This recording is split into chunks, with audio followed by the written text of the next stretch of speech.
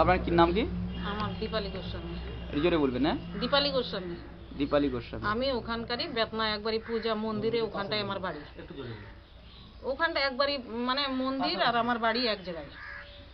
তো যেদিন প্রথম দিন যে ছিনতাই ওরা কি করলো না করলো, এখানকার গ্রামে কমিটির কাছে আসলো যে আমাদের এরকম মানে মারা ধরা করছে, যে ছিনতাই করছে, চাকু নিয়ে আসে, মানে আসে ড্রাইভারগুলো সব আসে, ওখানটায় নামলো। নামার পরে তখন বলছে কি যে এখানে তো পূজা করতেছ, তো আমাদের উপর এত কিছু হচ্ছে, তো চলো আপনারা একটু মানে করেন, বাঁচান। তখন আমাদের কমিটি থেকে ছেলে মেয়ে যা ছিল সব গেছে, যাই দেখে ওখানটায় কোনো আর কি কেউ কোনো ছিনতাইবাজি ছিল না, ছিল ওই পুলিশের গাড়ি দুপায়। পুলিশগুলো আসার সঙ্গে ওখানটায় যখনই দেখে পুলিশ, তখন বলছি কোথাকার, বলে বেতনা কমিটি। কেন আসছে? এই কারণে আসে। তখন এই আমাদের পূজা কমিটির এমন অত্যাচার ওই রাত্রে তো হয়েই গেল, শুক্রবারের রাত্রে, যেদিন ষষ্ঠী হয়, শনিবার রাত্রে, ওই ষষ্ঠীর দিন সকাল থেকে পূজা শুরু হবে। আমাদের এমনকি পূজার জন্য সব কিছু যা করার সব রেডি করা হয়ে গেছে, কিন্তু ওই দিন পূজার তারপরে শনিবার রাত্রেবেলা আমরা করব এই মনে করে সব যা এখানকার মহিলা ছিলাম সব কিছু সব জোগাড় টোগাড় হয়েছে, আমরা পূজার মধ্যে করব।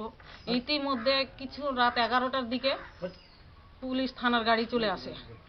আসার পরে বলছে কালকে আমাদের ওখানে কেন করা হলো, পুলিশের উপর কেন গায়ে দেওয়া, হাত দেওয়া হলো, মুখ হলো টুমুখ হলো, এই গালাগালি শুরু করলো।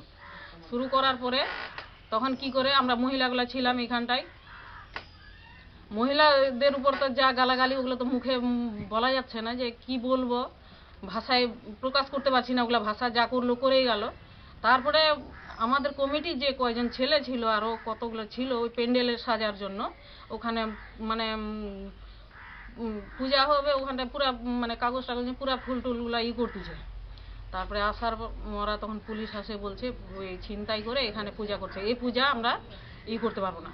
তখন আমরা মহিলাগুলা কয়েকজন বললাম যে কেন পূজা করবে না, এই করতে করতে পুরা ওই যে কি নাম, ওই যে তরুণ কর্মকার একবারই পুরা মুখিস্তি করতে শুরু করলো। করার পরে একবারই মনে হয় ওখানটায় মনে হয় কাকে মারছে আর রাখছে, রাইফেল দিয়েও মারতিছে কাকু, একটা দুটা ছেলেকেও মারে, পুরো মাথা খুনাখুনি হয়ে গেল ওখানটায়। আমি এই অবধি থাকবে। তারপরে কি করছে, মন্দিরে ঢুকে গেল, উনি ঢুকে যায়, তখন কি করছে, মূর্তির উপর হাত দিচ্ছে।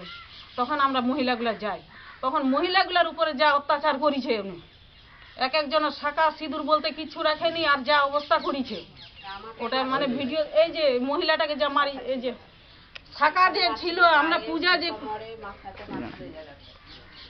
আপনাকে মেরেছে, মারে কি অবস্থা করেছে, কিছু রাখে দাগ আছে।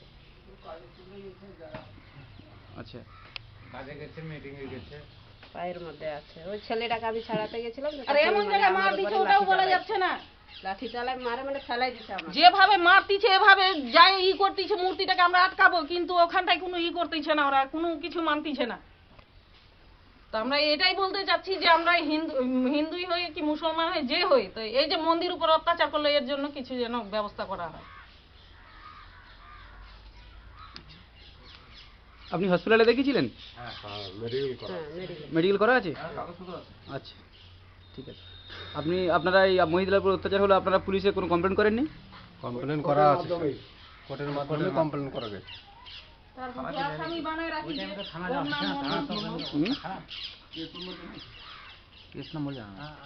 চার্জশিটে দেখতে হবে, চার্জশিটে মোটা ঘটনা।